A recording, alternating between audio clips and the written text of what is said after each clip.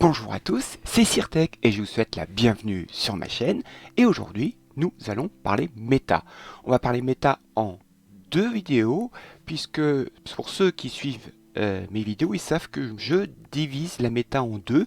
Une méta classique qui est faite par les top players et une méta en temps réel, celle auquel on est confronté quand on joue en duel galactique.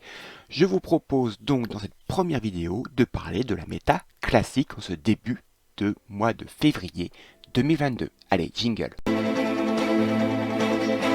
Bien, donc dans cette première vidéo, nous allons donc parler de la méta pour ce mois de février 2022 qui vient de commencer et en premier lieu donc de la méta classique. Je rappelle, la méta classique, c'est la méta que nous offrent les top players. Les top players ont tous les personnages, ils les ont montés au maximum, donc ils ont pu les tester et nous donnent leur avis sur la puissance, l'efficacité maximum pour chaque personnage, hein, et donc on a un classement.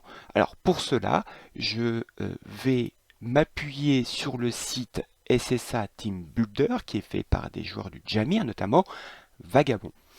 Donc les personnages sont classés comme d'habitude, hein, de SS jusqu'à C. Bien, que pouvons-nous dire donc sur cette méta des personnages du mois de janvier, donc qui sera effective dans ce début du mois de février? Eh bien, il n'y a pas grand changement, hein. On a bien eu un personnage nouveau, hein, Albafika, mais Albafika est très récent, on vient juste de sortir de sa semaine d'invocation, et les top players ne savent peut-être pas encore exactement où le situer.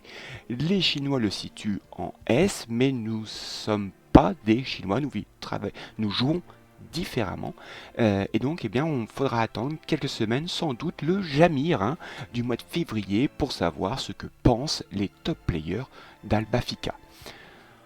En attendant, qu'est-ce que l'on peut dire? Eh bien, tout en haut, voici les personnages qui sont considérés comme incontournables. Si jamais vous avez à investir des ressources, voilà les personnages qu'il faut peut-être focaliser.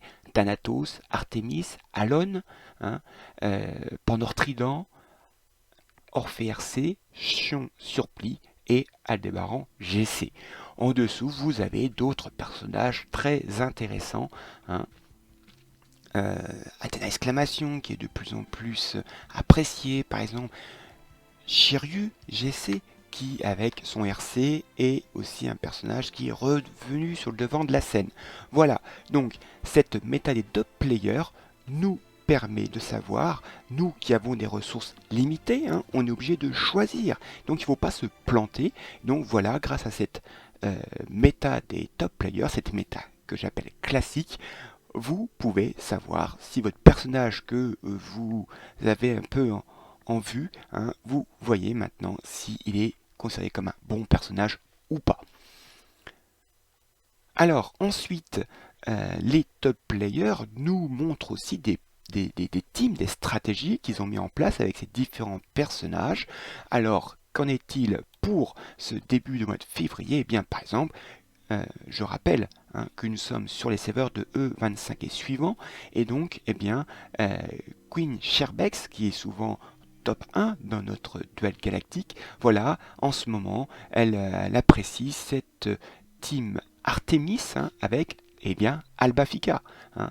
Donc Artemis, un team un peu classique au départ, Artemis avec Ulysse qui peut faire des coups blancs et décélérer, Shakar et Ashiki, le fameux Albafika qui, avec une Artemis en éclat, va pouvoir faire deux coups blancs, donc deux tournées de poison, et donc arriver rapidement sur les 5 poisons transformés en 5 saignements.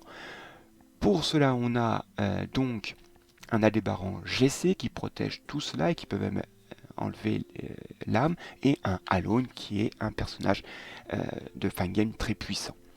Bandit et Adal, eux, sont toujours sur une team, on va dire, entre guillemets, un peu classique de Pandore Trident avec Orphée, hein.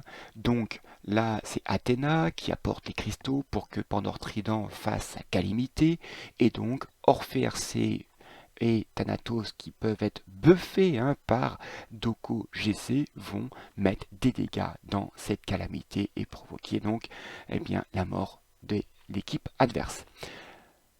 Dans la Légion RTK, nous avons aussi Sté qui nous propose, lui, une team Pandore Trident. Là, c'est G-Canon qui apporte ses cristaux, ou alors, soit Artemis fait en mode éclat et c'est G-Canon qui apporte les cristaux pour que Pandore Trident fasse sa calamité, ou, mais je ne pense pas là, Artemis qui fait en mode sécheresse. Donc sur Pandore Trident, il permet de faire donc sa calamité, ce qui permet à G-Canon de lancer ses Galactic Explosion dès le premier tour. On a encore un Doko GC qui est là pour buffer Thanatos ou Gemini Cannon, et donc encore un Alberan GC qui est là pour tanker un peu et aussi enlever l'âme. Et donc là, avec un Aldebaran qui enlève l'âme plus la calamité, en effet, là c'est une équipe très dangereuse. L'équipe adverse est vraiment très très mal à ce moment-là. Enfin, toujours dans la région RTK, Monsieur KO lui propose une team avec un Minos RC, sans doute, même sûrement. On sait que Minos RC peut contrôler Orphée RC et empêcher son passif, donc c'est intéressant. Un Minos qui sera sans doute protégé par le champ surplis. Et donc on a encore un Alone en fin de game, un Aldébaran qui peut enlever l'âme, et avec un Thanatos, et pourquoi pas une Athéna qui peut provoquer des dégâts dans cette âme. Donc voilà tout ce que je souhaitais vous dire sur cette méta classique actuellement ce début du mois de février. J'espère que cela vous a plu, j'espère que ça vous a éclairé dans les personnages que l'on peut viser et mettre nos ressources dedans, que ça vous a donné des idées d'équipe à utiliser pour le duel galactique de ce mois de février. Alors, une prochaine vidéo va suivre, là sur la méta en temps réel. Donc, je vous souhaite à tous un bon jeu, je vous dis à bientôt, amusez-vous bien et à la prochaine. Allez, salut!